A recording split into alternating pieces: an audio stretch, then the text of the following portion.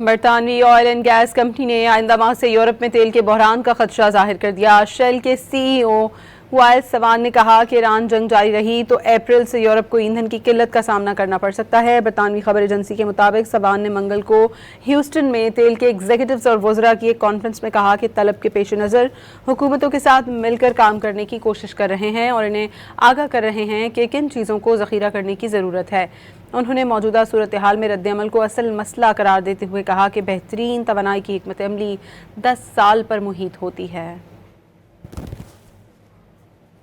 برطانوی oil and gas company نے آئندہ ماہ سے یورپ میں تیل کے بحران کا خدشہ ظاہر کر دیا۔ شیل کے سی ای او وائل سوان نے کہا کہ ایران جنگ جاری رہی تو اپریل سے یورپ کو ایندھن کی قلت کا سامنا کرنا پڑ سکتا ہے۔ برطانوی خبر ایجنسی کے مطابق سوان نے منگل کو ہیوسٹن میں تیل کے ایگزیکٹوز اور وزراء کی ایک کانفرنس میں کہا کہ طلب کے پیش نظر حکومتوں کے ساتھ مل کر کام کرنے کی کوشش کر رہے ہیں اور انہیں آگاہ کر رہے ہیں کہ کن چیزوں کو ذخیرہ کرنے کی ضرورت ہے۔